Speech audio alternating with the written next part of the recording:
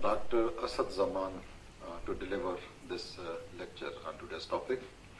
Dr. Asad Zaman is Vice Chancellor, Pakistan Institute of Development Economics, Islamabad, since December 2013.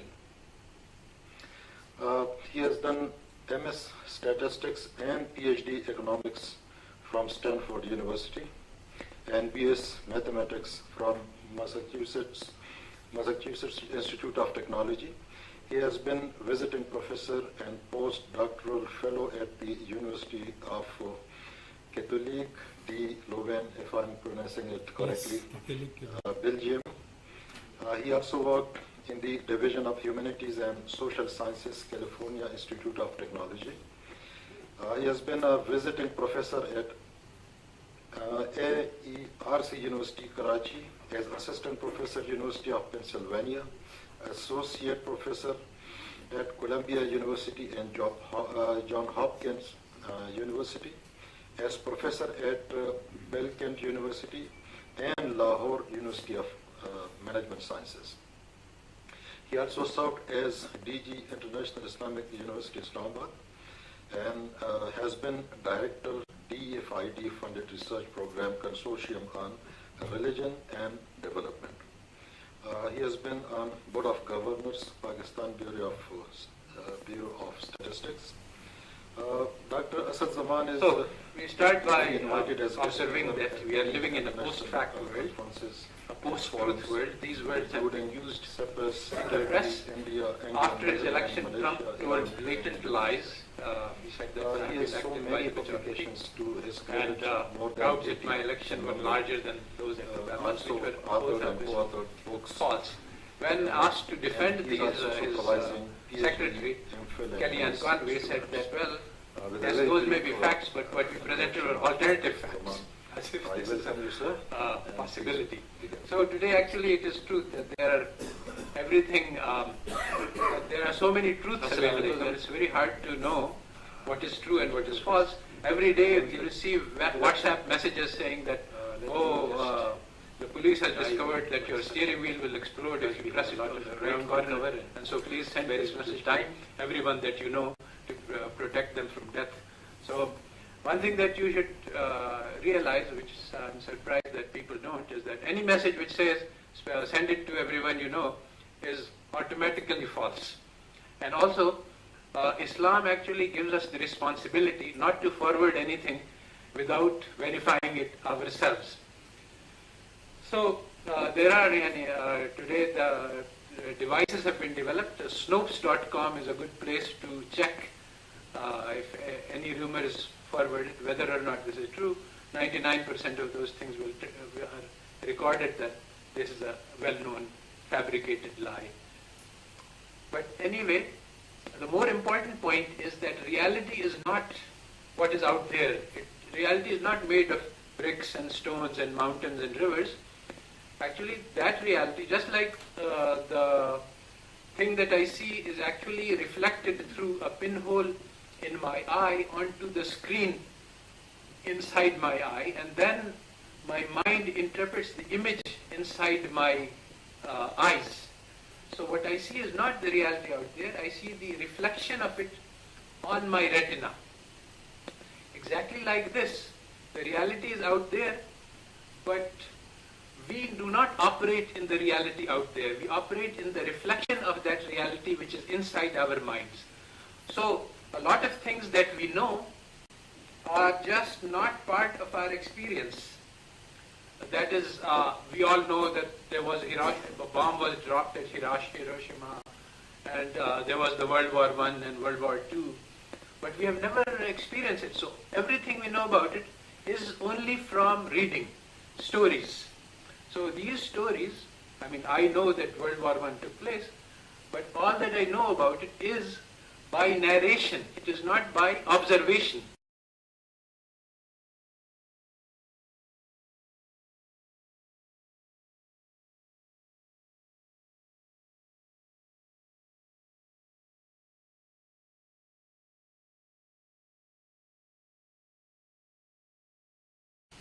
So now this creates a very interesting problem, which is very well encapsulated in this story of The Lady and the Tiger, which I will tell you.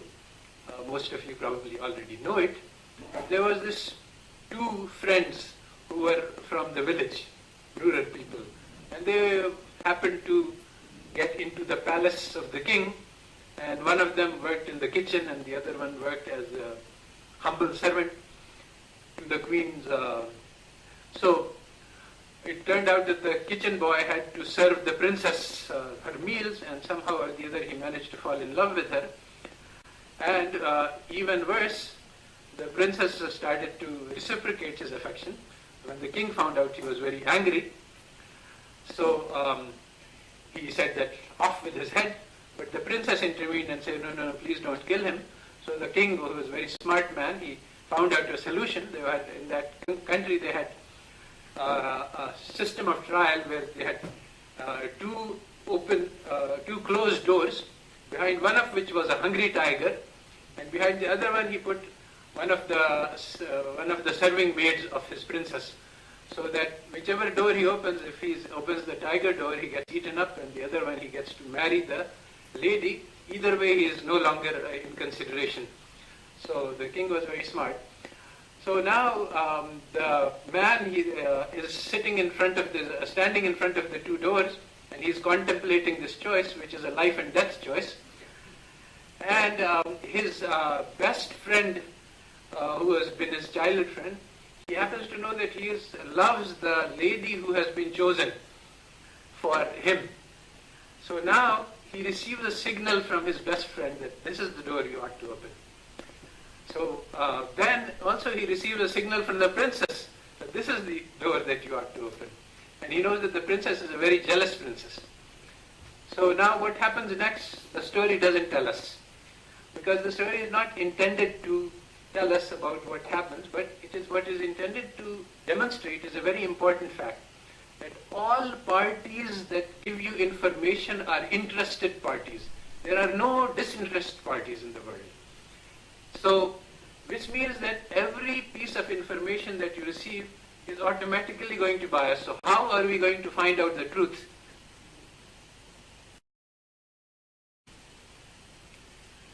So, ideas that we have are powerful shapers of reality. And this is a famous quote from Maynard Keynes, famous economist, which has been, equivalents exist in a lot of other places, that practical men who believe themselves to be quite away from philosophy, but actually what they are doing is based on philosophy, without their knowledge. So this is actually true that a lot of people without any knowledge of modern economic theories, of philosophies, of the Enlightenment, of the major philosophical currents that are operating in the world, they have no knowledge of it and no interest in these things. But nonetheless, these things are profoundly and deeply shaping our thought about the world.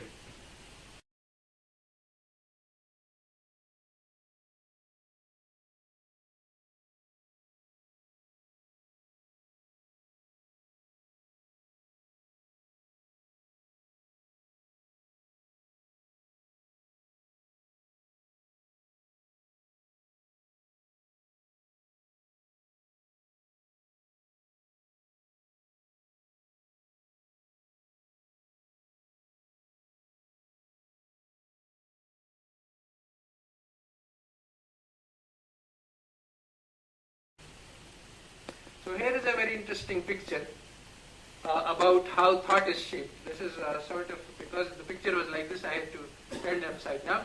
The little red dot, this is in European Union, is the number of terrorist attacks in Union. This is slightly larger than the number of people killed by lightning, but not much more. And much larger is the number of people who are killed by homicide, that is murder. Much larger are killed by consumer products. Much larger number of people are caused by walking in the traffic. Even larger is by sporting accidents, and in heat waves, and in traffic accidents, by suicide, and by respiratory illness, and by heart disease, and by cancer. So just imagine Yani, once you have this picture, how much resources would we be spending on terrorist attacks, and how much should we be spending on cancer or on respiratory illness or on preventing suicide? Well, this is in European Union. The reality is that billions are spent on terrorist attacks, and very little money is being spent on all of these other drivers.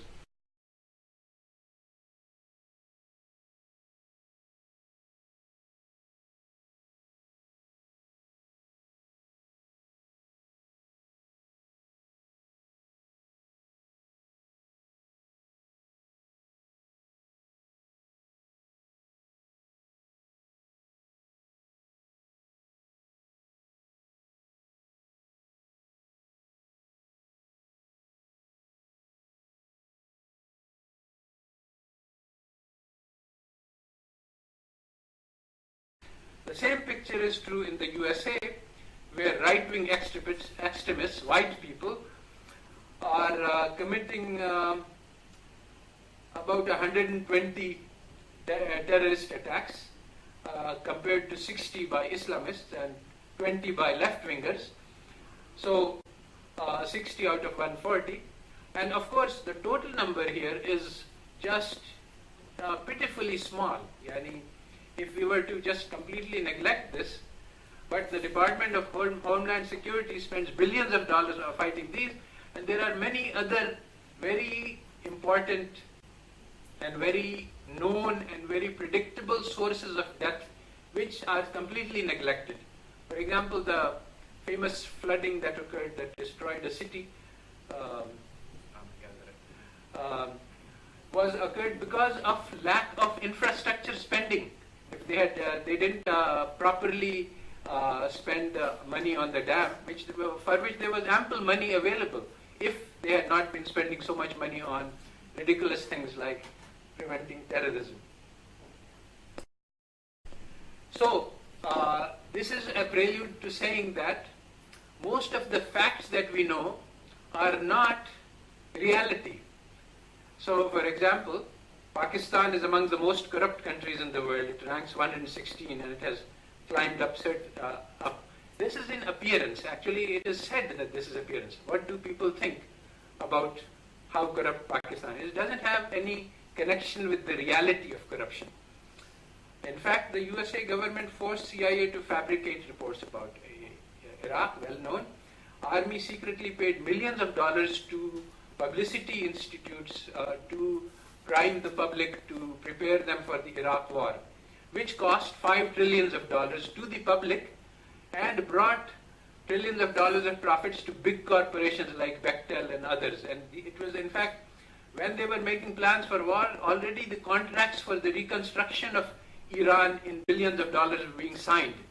So what the reality of the war is very different from the truth. The projection to the public was that we are going there because Saddam has weapons of mass destruction, which he did not.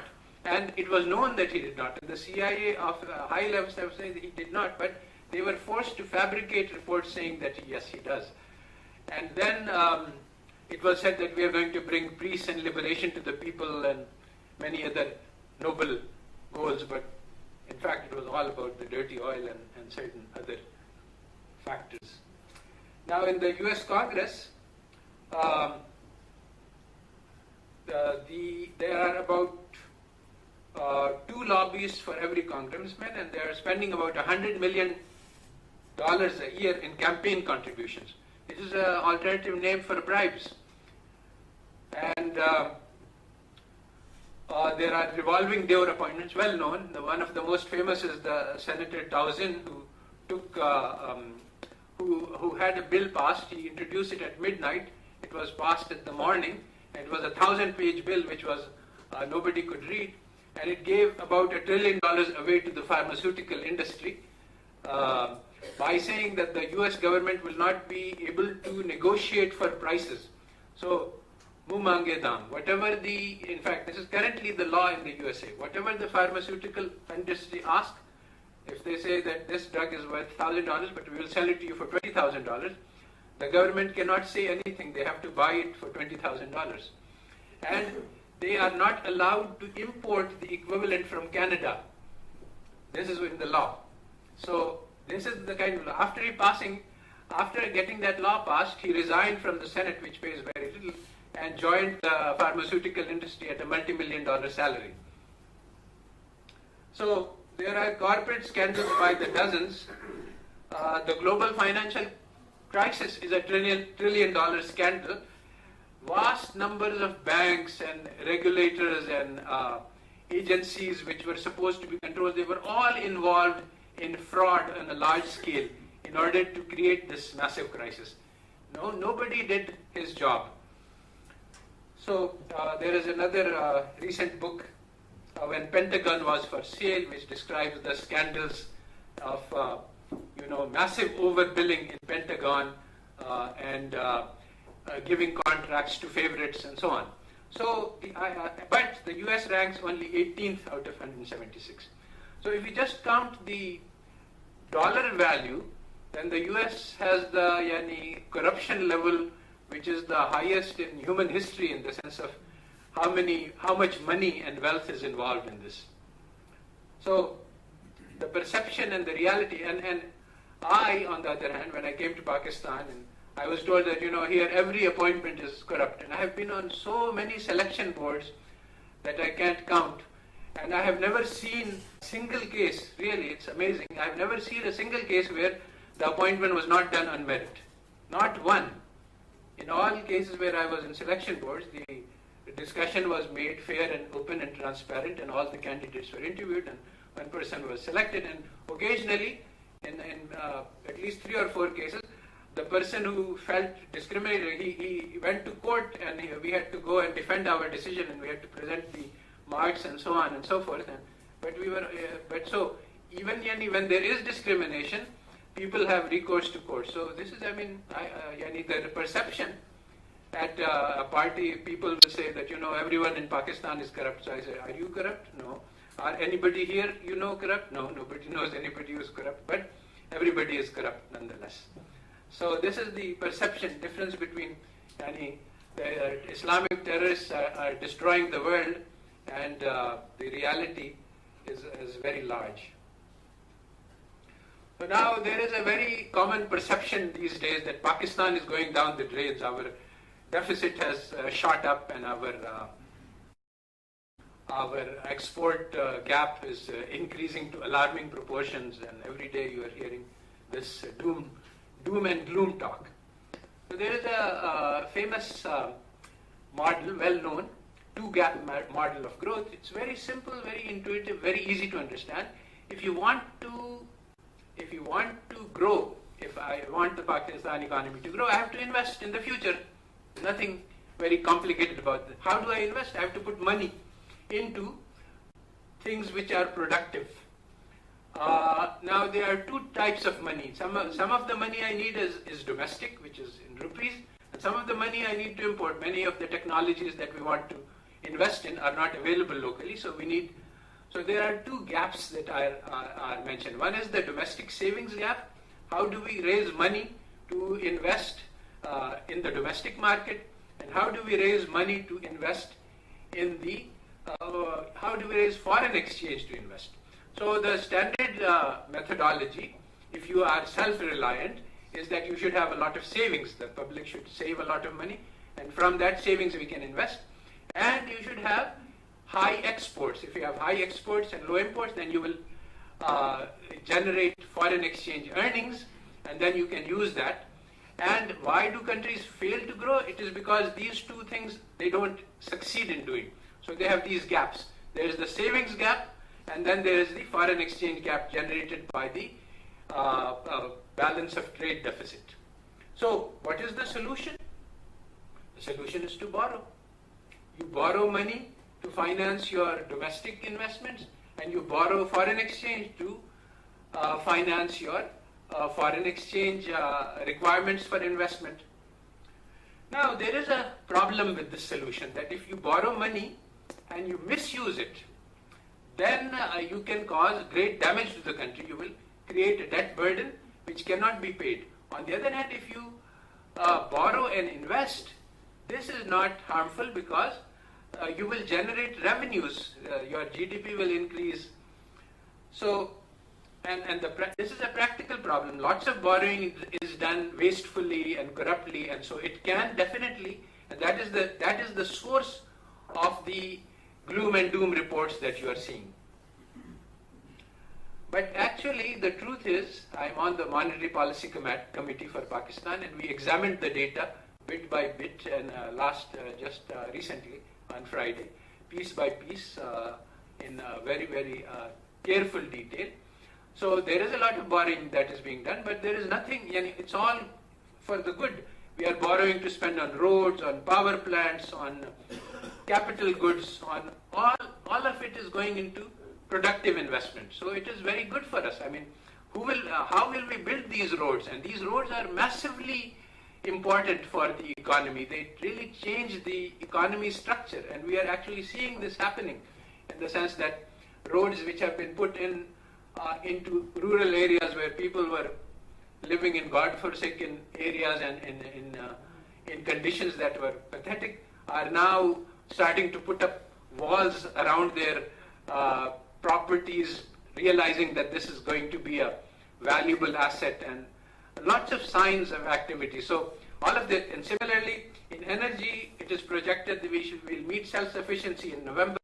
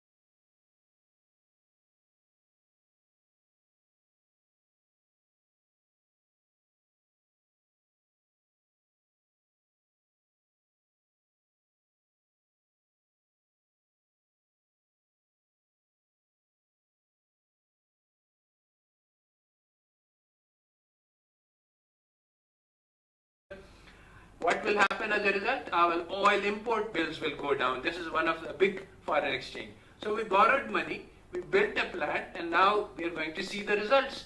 Now we want that our productivity should increase and we should not do any borrowing. That's just not possible. Similarly, domestic borrowing is being done a lot, but where is it going?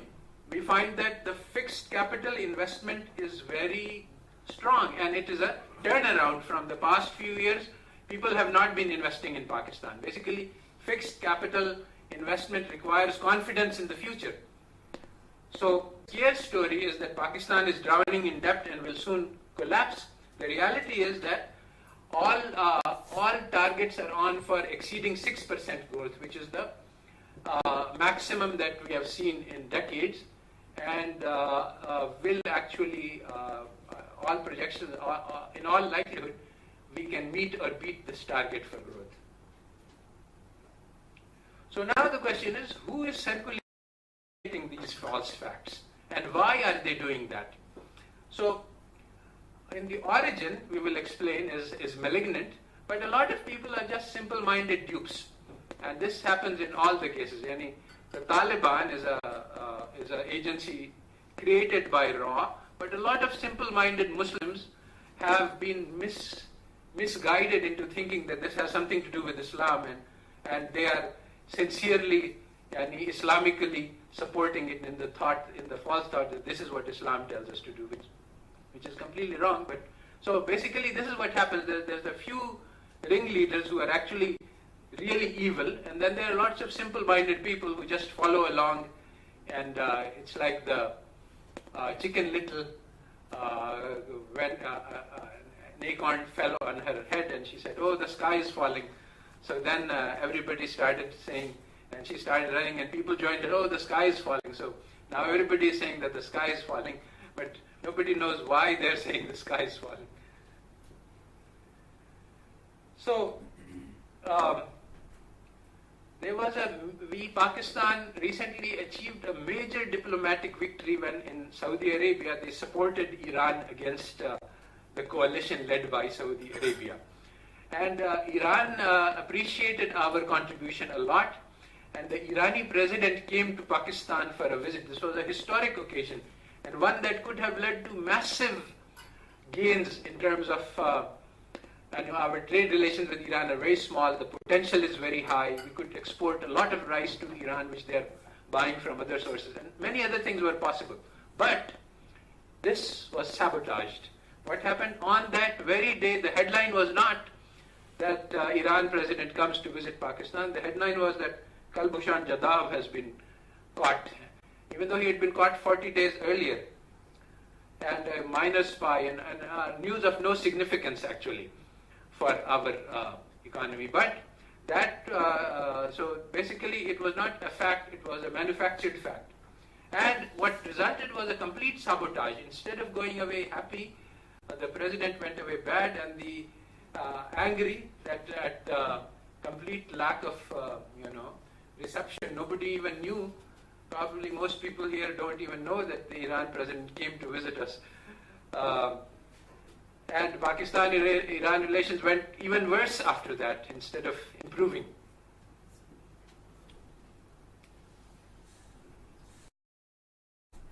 So, we're supposed to talk about the global scenario. So this is the most important thing about the global scenario. The blue line is the US share of the world GDP, and the red is the Chinese share. And as you can see, the Chinese share has become larger than the US share on a purchasing power parity basis. That's sort of technical, and if you count it in other ways, then you can get other results. So according to some other calculations, China will overtake USA in 2020.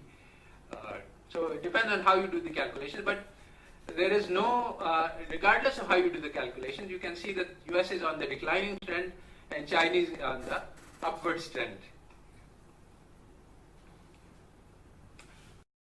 So the Quran says that we circulate the leadership of the world among the people, and there is a sociologist, Giovanni Arrighi, who died recently. He wrote The Long 21st Century, in which he analyzed the trends in world power. And he says that about every 70, 80 years, the world power shifts. And for the past few centuries, European powers have been in the lead, although before that it was China, and before that it was... but now he says that this is going to be the Asian century, and he projects that there will be a decline in USA and Europe, and he has, this is a very long and fat book, and he analyzes a lot of things which lead to power, and basically all of those things that lead to power have eroded in the West. So basically you have a strong family which nurtures children and which creates community and society and creates unity. All of these things have disappeared under the acid of individualism. There everybody is free for and only for himself, and so there are no coalitions and no communities which can be formed. So so given that China is a rising star, we are very lucky to have this connection with it. But there are some people who are strongly opposed to it, India and US. India openly, and US is also against CPEC, but not so openly, because of course this is part of their decline in hegemon. The more, as the hegemons change, the leaders follow it. I mean, the fact that we are so strongly committed and accept USA as a master, not a friend, is of course a part of the power of the USA, so they don't want us to go out of their sphere of influence. But So for that reason, they are trying to sabotage the relationship. So there is a strong pro-US anti-China lobby, and they are doing everything they can to derail CPEC. Now, investment in the future, which is what I said is the basic requirement for growth, requires confidence in the future. This is the key. It is not, again, this is the confidence will not be generated by the statistics and the curves and the graphs. Confidence is a state of the mind, and it can be disturbed by false facts just very easily. So when we when we say things like, Pakistan is about to drown in debt, which is actually completely non-factual, this creates the misleading impression that it's not a wise idea to invest in Pakistan. Actually, the fact is that the businessmen are not taken in by this propaganda, at least according to the surveys that we have seen. Consumer confidence is high, business confidence is high in the future. So they are actually investing. But it is not without its effects. So if we shatter confidence, this will destroy investments in the future. So there is a self-fulfilling prophecy. If we believe in the future, this generates a strong future. If we doubt ourselves and if we have, then this also weakens the power. So the importance of soft power has been realized, and actually the US Army is the most sophisticated in the world in using soft power. They have now, they have had massive experience. You see, when they basically, after they lost in Vietnam, they came to the realization that the loss was not on the battleground so much as in the battleground of public opinion in the USA, which became strongly against the war. So from that time on, they have been studying how to manipulate public opinion. So for example, recently it came to light that millions of dollars have been given to a UK firm to produce videos about ISIS. So in fact, lots of people said that these videos are really professional. This ISIS has really, some people who have trained in Hollywood, they have such slick videos. So it turns out that these were actually Hollywood-trained people who were making these videos. So again, we are living in a post-fact world. You see these videos of horrible and gruesome events, and you don't know whether it's true or not. I mean, it's who made it? Why did they make it? So basically,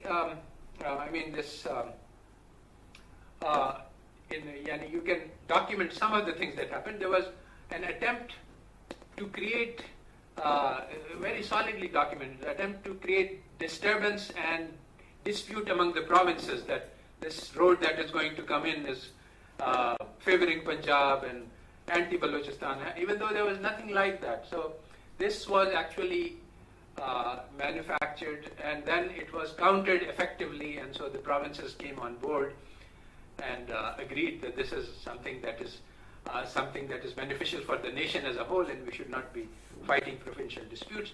But what I'm saying is that this is an ongoing battle. At all times, in Pakistan, there are many divides. We have provincial divide, we have Shia-Sunni conflict, we have this, Deobandi Barelvi, and so many others. So all times the enemies are working on making these into fighting points and creating extremism and intolerance. And this is not without effect. It is having some effect on the public mind. So we have to be aware that this is an ongoing battle in which we take our position and we try to do our bit to help. So, coming to what we can do, our biggest enemy is our own selves, both individually and collectively.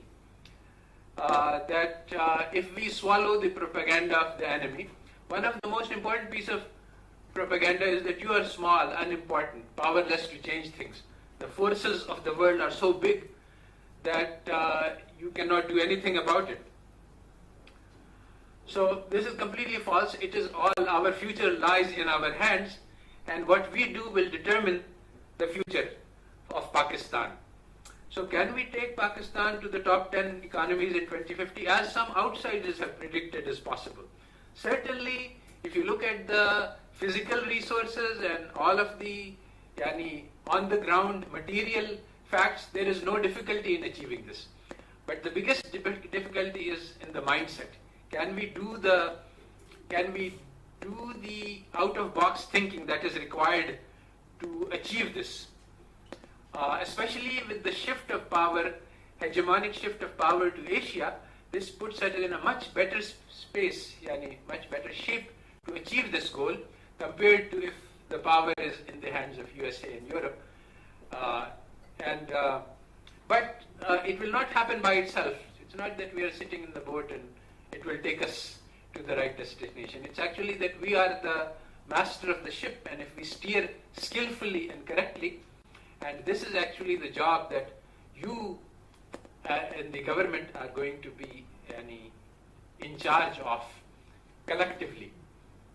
In fact, just as a note, the rise of China occurred when Confucius, in his teachings, created a bureaucracy which was full of people who were responsible, honest, and efficient, and they worked for the sake of the country. And this is what turned out around the destiny of the nation. So even now, of course, they revere and honor him. So the first thing to achieving this transformation is to change our mindset. There is this gloom and doom, this general feeling, oh, Pakistan is going down the drain. Everywhere you go, everywhere in parties, we are discussing about how Pakistan is in a hopeless situation and everything is bad and our politicians are corrupt and no institutions work and nothing is working. So the fact is that there have been a lot of massive changes in the world. A lot of miracles have already been achieved. The East Asian miracles, there were Korea and Indonesia and Malaysia and Singapore and Thailand. These countries achieved a miraculous growth over a period of 30 years, basically at 7% per year for steadily. This is the thing. The main thing is that Pakistan has achieved this growth rate in the past, but what one needs to do is to just do it year after year after year after year. So the BRICS countries, Brazil, Russia, India, China, and South Africa, they have also achieved tremendous growth. In China, really people who were driving oxen have started driving autos. This has been a massive, massive change. So the fact from this we learned that change is possible. It is not that we are somehow fated to be third world, poor income, low income country. Good policies can change things, and who makes the policies? It's the bureaucrats. Bangladesh and India have had higher growth, substantially and significantly higher growth than us in the past 2 decades. And if we had been able to match that, we would have been in a much different place right now. Some of the obstacles to growth are external, physical, concrete, like this proxy war that we got caught in between India and Afghanistan and Russia. USA and Russia via Afghanistan. This has caused tremendous damage to us.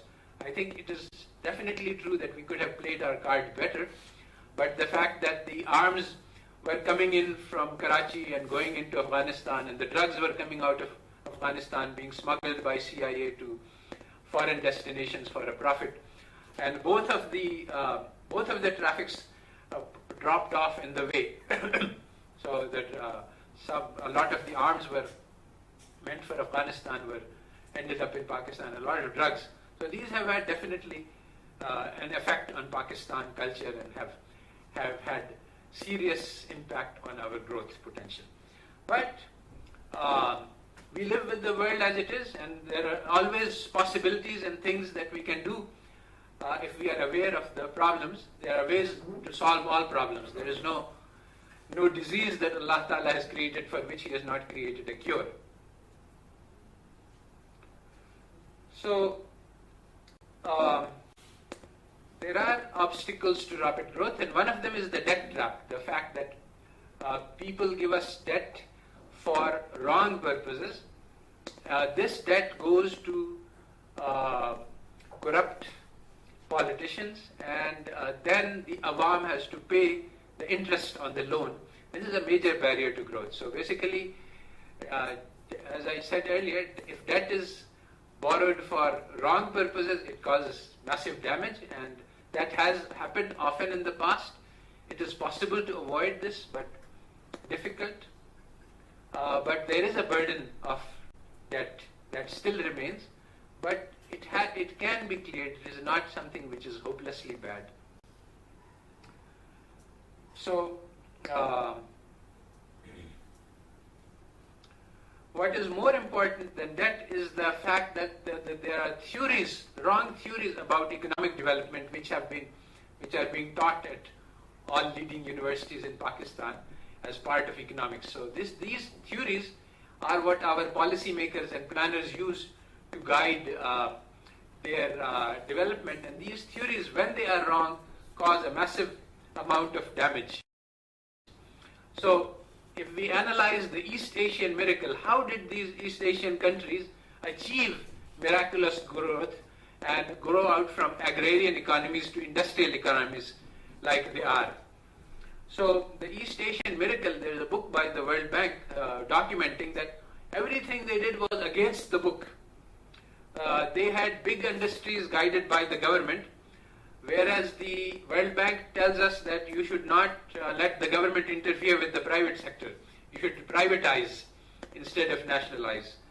They had industrial policy, which means that you guide industries, you provide subsidies to your favorite industries, and you basically instead of getting out of the market, you are very much in there leading the way. You provide export subsidies to promote exports. You have price controls, restrictions on FDI. You have tight government control of money. So now, after writing this book, the World Bank decided to close all of these paths to growth. So they created this World Trade Organization, and we are now signatories to this. And in this we have signed that we will not let the government interfere with the private sector. We will not use industrial policy. We will not set up industries. We will privatize all the government industries. There will be no export subsidies, and we will allow for free capital movements. Anybody who wants to can come in and invest in Pakistan. Whether it's harmful to Pakistan or helpful is not something we can look at. And we will let monetary policy be independent of the government. So in all of these things, there is half-truth. This is the thing. This is not, completely, blatantly false. As I said, if somebody says debt is harmful, this is a half-truth. Yes, that can be harmful. And similarly, in all of these policies, there are some arguments that can be made for it, and some portion of it is true, which is what it makes it even more dangerous, because you can easily convince people of half-truths. But there is also an element of half-falsehood. And if the government industrial policy is done carefully, it can lead to progress. If it is done carelessly, it can lead to damage. But the thing is that, there is no option. I mean, it's basically good government control that leads to progress, and bad government control that leads to harm. And saying that the government should just get out of the way is something which has never worked.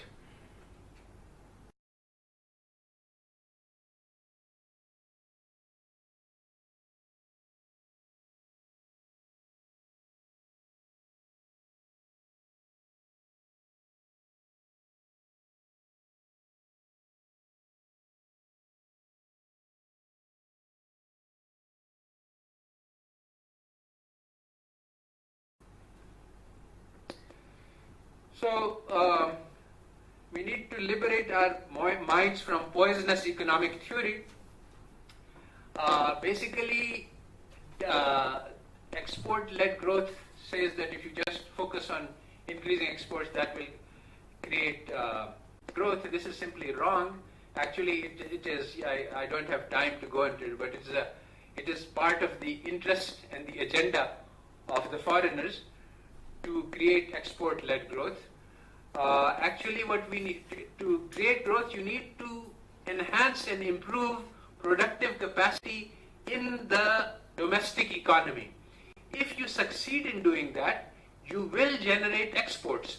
So it's not export-led growth. The correct theory is growth-led exports. So there is a very famous statistical problem of confusing correlation and causation. If you see two things happening together, you say, oh, X and Y happen together. So you see growth occurring in the East Asian economies, and you see exports growing. You say, oh, so it's because they are exporting that they are growing. No, exactly the opposite is true. It's because they are growing that they are exporting. And the same is true of Pakistan. If you focus on exports, that is not going to be that's not the strength of our domestic economy. If we work on strengthening the domestic economy, exports will automatically happen. Now, privatization is recommended as a solution to inefficient government enterprises, but China has about 75% of all its industry is in the public sector, and they haven't been suffering from. So the question is not one of turning the management over to private sector. Somehow the private sector has some magic which the government doesn't. It is not true. The same people are in the private sector and the same people are in the government. And the level of efficiency in the private sector is the same as the level of efficiency in the public sector, and same for corruption. So basically the issue is one of improving management. That is definitely needed. There is no question that our government enterprises are very inefficiently managed, and there is in fact a lot of corruption, a lot of bad things. But so the thing is one of how, and the same things are happening in the private sector as well. The thing is, how can we improve management? That is the question. And there are answers to this. Pakistan happens to have some of the top leaders in management in the world, and we have a training institute in which people from all over Asia come to study management. If we can apply this training to the government to improve management, and people are working on it. It's not that it's not being done. People have thought about it. We can turn things around. There is no magic wand that you can wave that, okay, you just sell this thing off and it will magically become efficient. It doesn't happen like that. In fact, in most of the cases where public sector has been privatized, the private sector has just grabbed the money and run. They just sell off the assets. I mean, they force the government to sell at fire sale prices. The assets of the organization are worth a lot more. They sell off the assets, they shut it down, and they make a huge killing and go away. So the government can do this itself if it wants to. It's not. If it's just a question of shutting it down, then you can do it. The harder question is how to make it run, and whether or not to make it run. That's also a good question.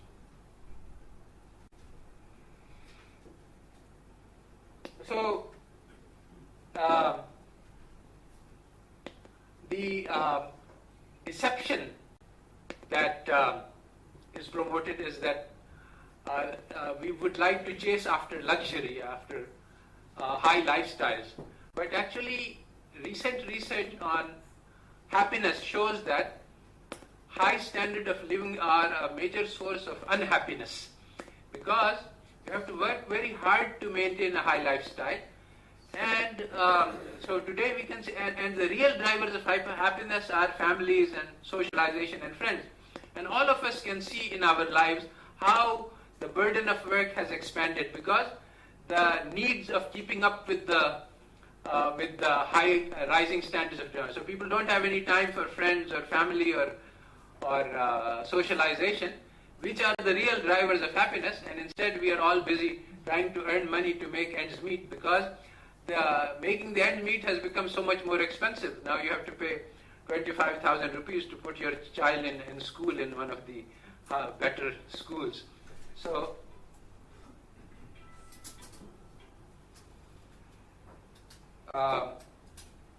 this striving for luxury, this is exactly opposite of the Islamic teachings of striving for simplicity. Similarly, we take the wrong, and you're always talking about corruption and how to eliminate corruption and stopping corruption and zero tolerance. This is not the right approach to eliminate corruption. Basically, what happens is that instead of stressing the negative, you have to accentuate the positive. You have to look for examples of honesty and integrity, and you can find plenty of them. It's not that they are missing in Pakistan. Everybody you can find shining examples of it. It's true that these are small islands and there's lots of other kinds, but integrity is achieved by highlighting those examples, by projecting them, by making movies and films about how the honest people behaved and making them as models. And in fact, this has been done. I mean, in Japan, in Tokyo, they did a campaign in which they said, look, if people lose their property, it causes them harm, so let us all try to help return property. And they basically projected how honesty in terms of returning property, stolen or lost property is, how they just run an experiment. And it happens today in Tokyo. If you drop a purse with thousands of dollars in it, the chances are better than 90% that it will be returned to you.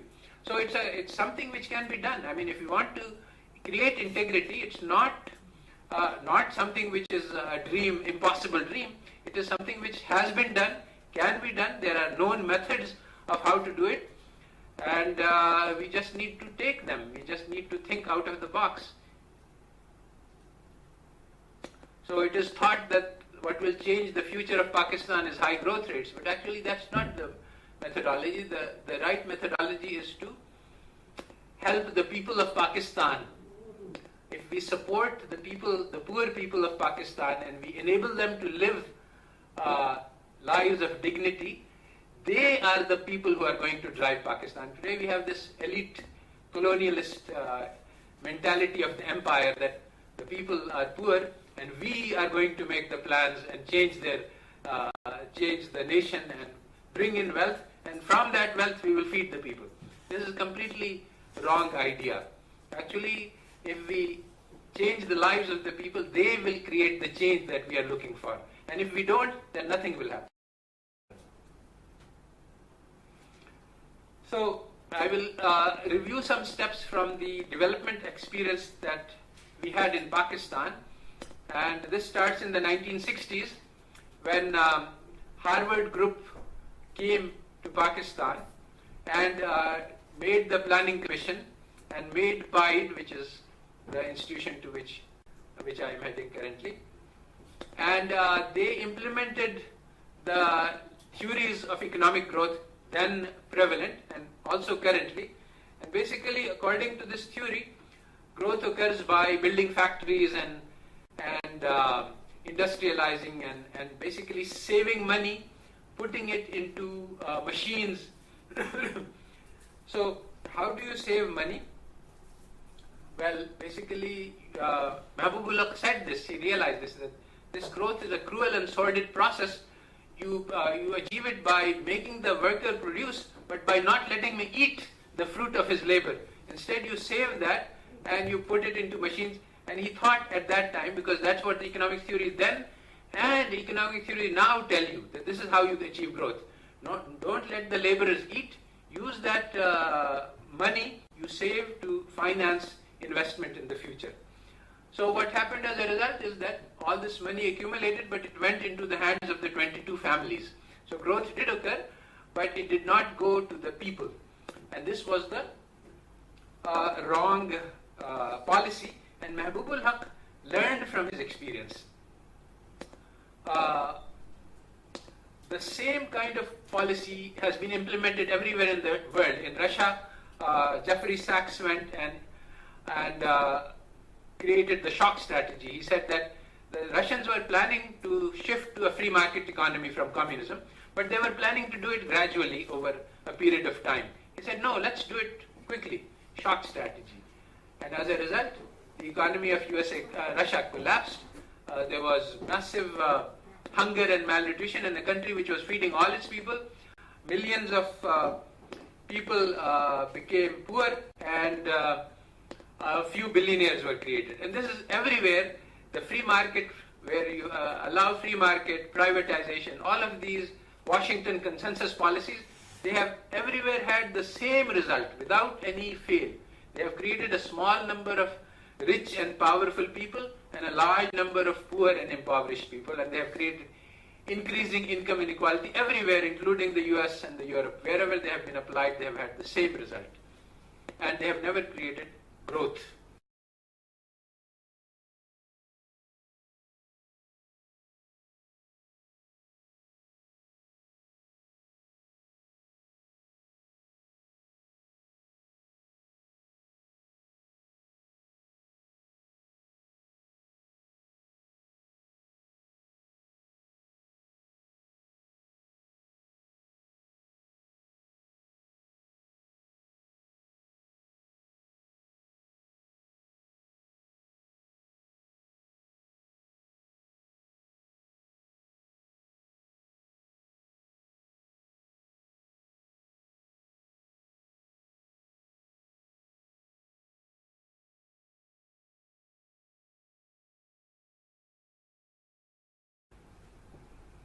So Mahbub al-Haq learned from his experience. He said, no, this is not what it's all about.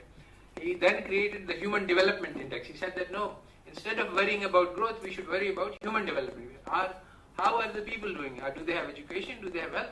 These things were not part of economic theory before. This is a very important. Mahbub al-Haq is a world leader in this aspect, that he introduced ideas which are now common but were not present at the time. So today, even now, politicians target these criteria like GDP growth per capita. So we need to change this discourse. We have to say that no, what is happening to malnutrition, what's happening to health, what is happening to education. If these criteria were in the limelight, which they are not because of the false economic theories we have been fed, the World Bank still says that if you achieve high growth, all of these other problems will solve themselves. It is completely false. It has never happened and it will not happen. But the reason for pushing this idea is because it's helpful to the powerful. It's another one of those false facts that everybody knows, but it is not true. So we need to highlight what is the life of the person in Pakistan like. This is the target for growth. So in phase 3 of Mahbub al-Haq's own development, he came to the realization human beings are the means and the ends of development. And this is what I have been telling you, that basically it's not about growth rates, it's not about money, it's not about factories, it's about human beings. They are the most powerful. Allah Ta'ala says that لَقَدْ خَلَقْنَا الْإِنسَانَ فِي أَحْسَنِ تَقْوِيمٍ. So conventional wisdom is that use human beings for the production of wealth. But Mahbub al-Haq says that no, use wealth for the production of human beings. Conventional wisdom currently being followed in Pakistan planning is that we first produce wealth, then we will distribute it to the poor. This is the wrong. First you help the poor and then they will produce the wealth. Conventional wisdom is that, I have a budget for planning. If I spend it on social development, I will not have money to build roads and factories. So it's a burden. Social development is a burden. So the opposite is that if you forget about the roads and if you develop the people, they will find the ways to build the roads and the factories and so the theory that human beings are the means, that how do you achieve development? By using human beings. And what is development? It is to improve the lives of human beings. There is nothing, it's all about human beings, it's not about factories and roads.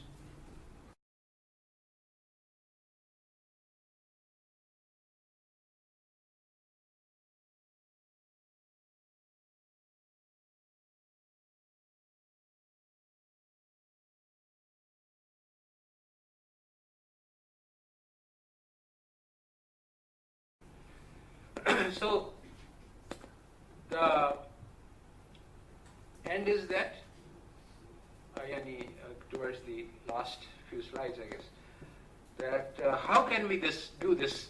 So again, the conventional wisdom is that the government will do everything. So no responsibility rests on me, but actually the reality is the reverse. Every single human being is very powerful. The Quran says that If you save one life, it is as if you have saved the whole world. This is not just a manner of speaking. It is that in every single human being, Allah Ta'ala has placed the potential to change the entire world. So every human being is really an infinite potential, which we don't realize. I mean, even the scientists, they say that we use about 20% of our brain capacity, or even less than that. And the capacity of the heart, the spiritual power, is unimaginable. And we can find many, many people throughout history who have changed the destiny of the planet, our Prophet Muhammad sallallahu alaihi wasallam being, of course, the most important example of this. So, one of the illusions that we are fed is that I am ordinary, simple person. What can I do to change things? No, actually, every human being has a lot of power to change things. Every human being is unique. Our educational processes are designed by capitalists to make you a replaceable part in a machinery which is working to govern the world and to produce wealth. So the counter to that is to understand that no, every human being is unique. There is no one like you who has ever existed before and who will ever exist after. Even two identical twins born in the same family, they have completely different experiences and completely different lives and completely different potentials. So if we don't understand our own selves, who we are and what we can do, we are just, this is the illusion. Then we, as I said, tu hi nada chand kaliyon par qanaat kar gaya, varna gulshan mein ilaj tangiye dama bita. So there is a huge potential, but we don't realize it. I have asked students that what is your ambition in life? So they say, oh, I'm not a very ambitious person. If I can marry, get my own house, run my kitchen, educate my children, marry my daughters, that's all. What else can a man want? So it's true, if you want dal roti for yourself, then laisa lil insani illa ma saha. If your ambition is dal roti, then that's what you will get. So if your ambition is to change the world, then results will be in proportion to your intention. Innamal a'mal binniyat. So the global scenario requires out-of-the-box thinking, and every human being has the power of creation. They can do many things, but they are restricted by these false chains of consciousness which tell us that we are ordinary, we can't do anything. Actually, the thing is that people think at the wrong scale. People think at the scale at which they cannot do things. Like, there's this famous joke that the husband says that in my family, I make all the important decisions, and my wife, she makes all the unimportant decisions. So everybody was listening. How is this? That we are all, our wives are controlling our lives. So the man said, look, if it comes to whether there should be an invasion of Iraq, what Vietnam should do, what South Africa should do, whether CPEC should take place, I make all of these decisions. What is the kind of food that is cooked, who the daughter will marry, which school the children will go to, all of these unimportant things my wife does. So basically we are all thinking like that we are all making the big decisions, and the things that we can do, we are not concerned with. So there are lots of very important things that we can all do, but they are so small in our office. If we decide that, okay, I'm going to fulfill my duties honestly, I'm going to work efficiently, I'm going to inspire and motivate other people to work hard and efficiently and improve the government, and so on. So there are very little things. It will make very little difference, but if everyone adds a little drop, then the whole ocean will flow.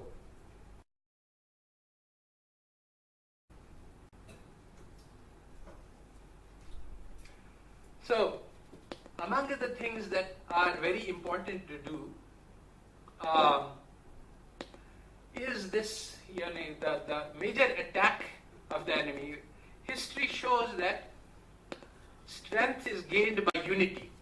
Initially, there were these landlords, there was the feudal society, there were these powerful individuals, and they controlled a lot of places. Then the cities came along, the city-state was invented. And the city-state was able to overcome the feudal society because the organization of the city had more power. Then the nation state came along, and the nation state was a collection of cities united, and they were able to overcome these city-states. And so the nation state was the most powerful concept.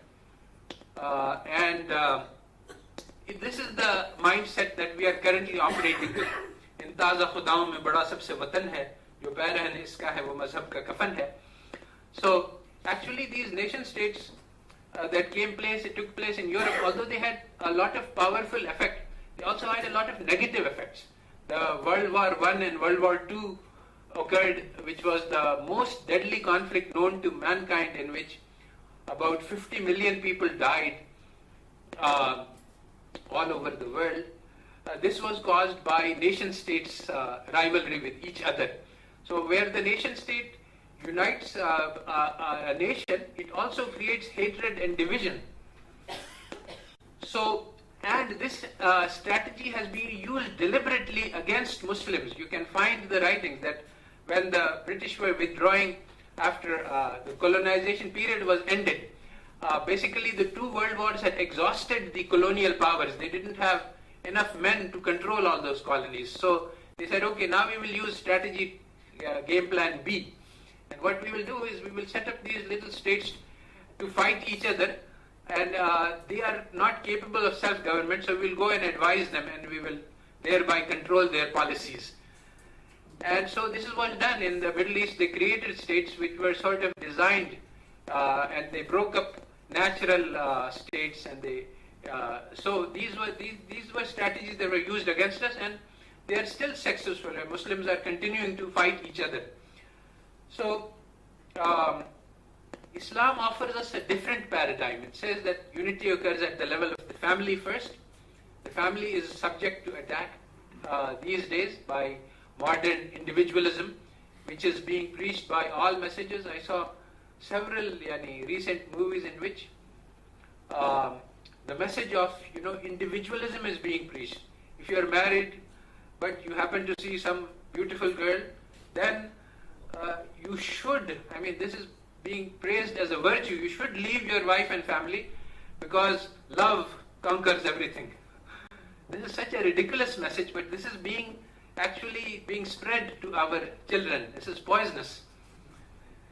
So family is subject to attack. Our children are asking for free choice in their marriage, and then free choice is fine, but then they say, okay, I liked her now, but I don't like her anymore, so let me have another free choice. So this is the problem with the free choice model. So this lifelong commitment that we grew up with, is not actually present in the minds of our new generation. So family, community then, neighborhood, this is very important, your responsibilities. And then there's the ummah, no nations, no tribes. It was very clearly recognized in the teaching of Islam that pitting tribes against each other is very harmful. So Quran also and Hadith also mentions that there is no difference, all men are brothers. And then the ummah is also not, today there is a misinterpretation of Islam due to ISIS and these Taliban type that, it's the Muslims against the Kafirs. This is not how the Islamic message and the Quran conceives it. Actually, the Muslims are here for the service of humanity. We are supposed to bring benefit and welfare to all mankind. We are not here to kill the Kafirs. So the thing is that we need to operate at a local level. It is not that we can solve the problems of the world. It is not that we can clear the rift between Pakistan and Iran. But in our own mahalla, in our own conversations, we can make sure that there is no anti-Shia bias or anti-Barelvi. We can try to say that, look, these are all our brothers. If they have different beliefs from us, we should open our hearts and we should have big hearts towards each other. If we try to love them, then they will also try to love us, and then maybe we can get along much better. And this is really the basis for creating a nation and for making progress. As long as we are fighting among each other, we cannot make progress.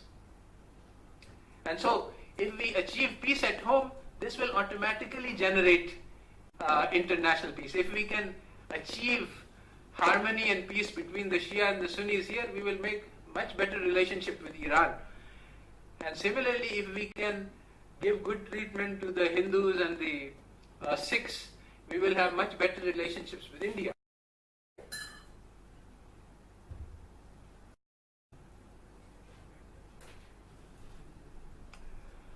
So, as I said earlier, the Prophet ﷺ actually revolutionized the world. There are many historians who have said that he is the unique personality who actually changed world history much more than anyone else has done.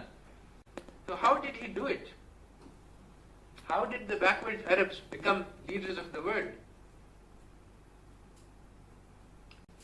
Well, basically, he did it by changing people. He did not, at that time, there were no factories built, no new weapons were invented. What he did was, every human being has the capability to rise. So Quran says, لَقَدْ خَلَقْنَا الْإِنسَانَ فِي أَحْسَنِ تَقْوِيمٍ ثُمَّ رَدَدْنَاهُ أَسْفَلَ سَافِلِينَ. That we created the man in the best of molds, higher than angels he can reach. Also the worst, he can become worse than animals. So every human being has infinite potential. So how does one person achieve his potential? It is like the seed. Every seed has the potential to become a tree, but not every seed becomes a tree. And if you think that there is a seed and it does not become a tree, then it's completely wasted. And it did not achieve the potential. Just like that, all of us are seeds, and all of us have the potential to become real. बस कि मुश्किल है हर एक काम का आसान होना, आदमी को भी मुयस्सर नहीं इंसान होना. So if from आदमी we can become insan, that is the greatest accomplishment. That is what the Prophet ﷺ did, and that was the basis for the revolution which changed history. And that the formula is the same today.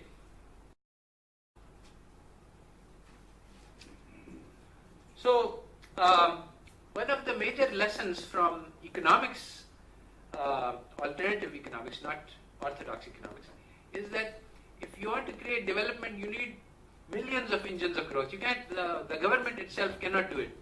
So we need to have every person pushing, and then you can achieve maximum results. So we need these agents of change, so we need to create agents of change.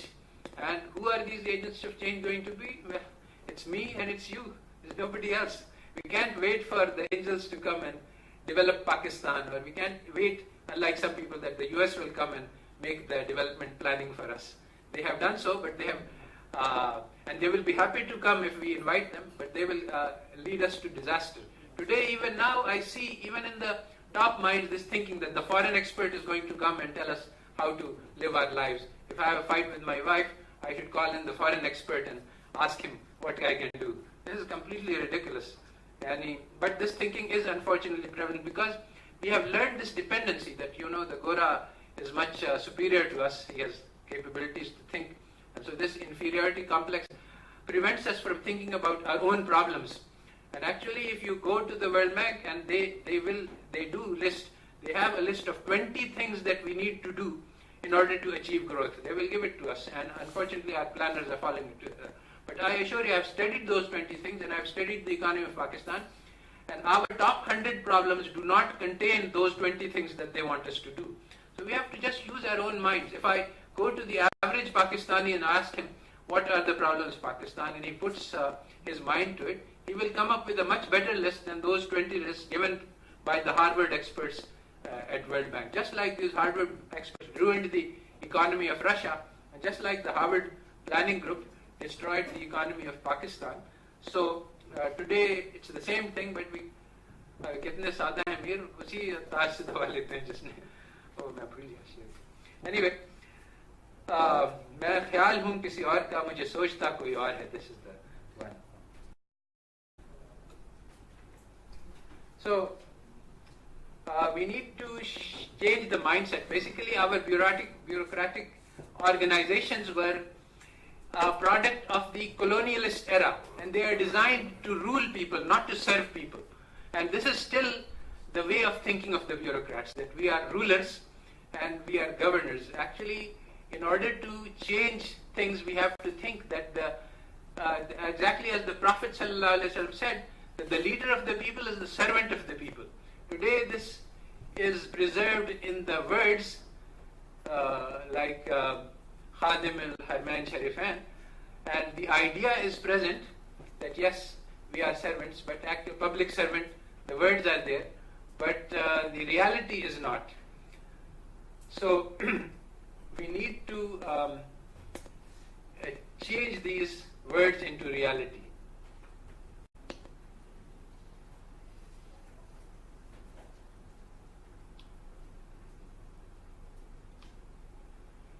So basically,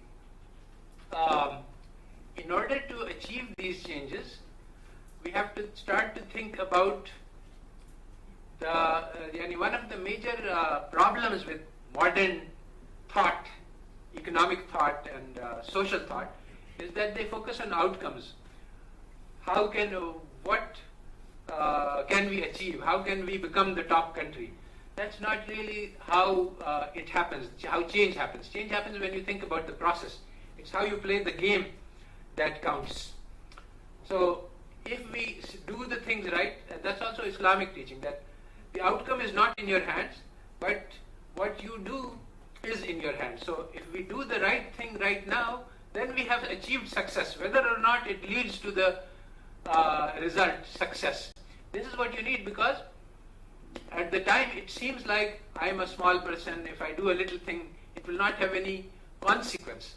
So don't think about the consequence. It's like the bird which was flying with a drop of water to put out the fire for Ibrahim alayhi salam. So the other bird said that, what nonsense is this? You have this one drop, and this fire is so large that it is frying the birds high up in the air. How can your drop of water make any difference? The bird said that, on the day of judgment, I will be asked, what were you doing when they were burning my friend? And so I was doing what was in my power. So this is the kind of thinking, that if I do what is in my power, there is a poem that we used to read when we were children,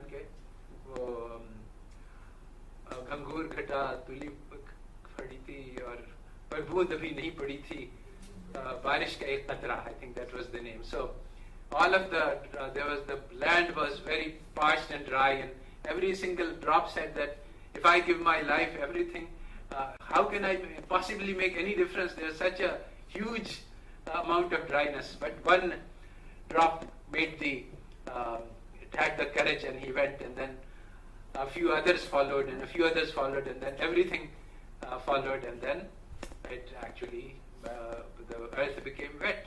So it's like this, the small act which is trivial and insignificant, this has the power to change the world.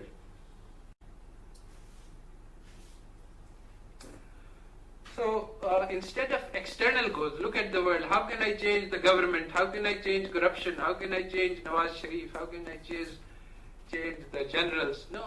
The only thing is, how can I change myself? How can I change my home? How can I change my neighborhood? These are the questions that we can do. If we solve the problems that we are capable of solving, then the other problems will solve themselves.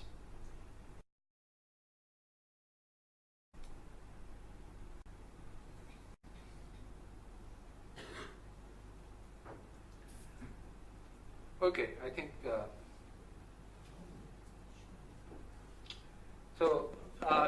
major misconceptions today is that life is about wealth, power, and fame, and this is what is being fed to us and our generations by the media, which projects these as the desirable qualities, the things to strive for.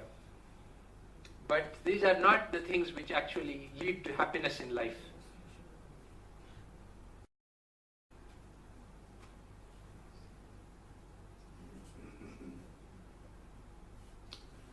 So the secret to rapid growth is community driven development, created by Akhtar Hamid Khan.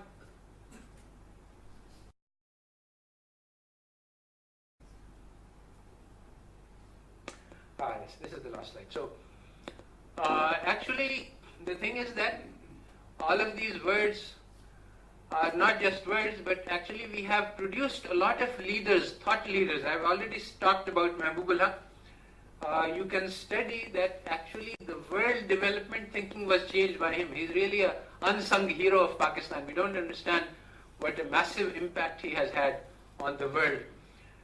He was followed up by Amartya Sen, who received a Nobel Prize. Mrs. Mahbub al-Haq thinks this was an injustice because Mahbub al-Haq was the real leader.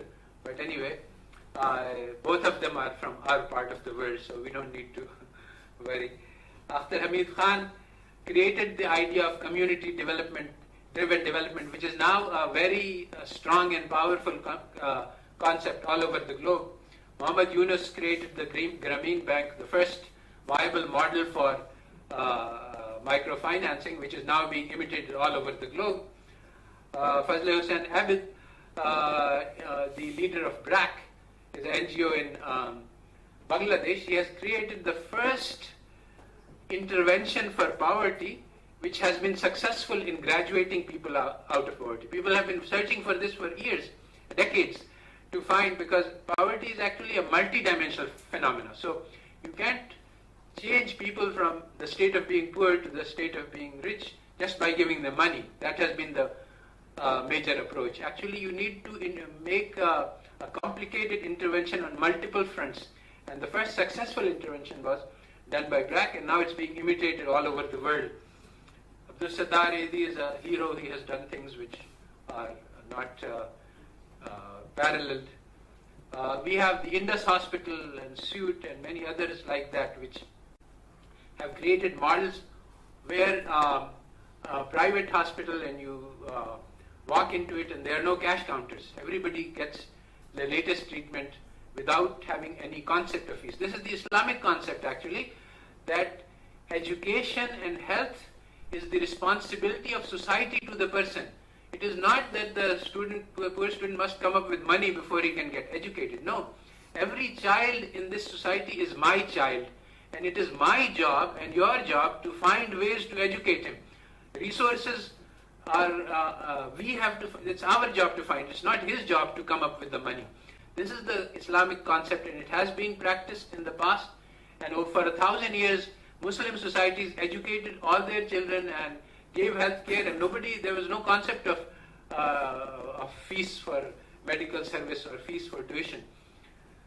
So these are the people who have made global impact. I mean, but there are lots of heroes who have done things, and if I started to list, I couldn't, because there are so many who have done things on a neighborhood. Somebody set up a school in a rural, in a slum nearby. Somebody is giving lessons on their sewing machine to the maids in their neighborhood. So lots of people who are doing lots of little things. There's somebody in Islamabad who goes around and spread blankets over the people who are sleeping in the streets. He gives them blankets. So if everybody does the little bit that they can, that is what will change the world. So I think that's the end. Thank you very much. Stop here. Yes. Sir, you may like to sit down and take the questions. Okay.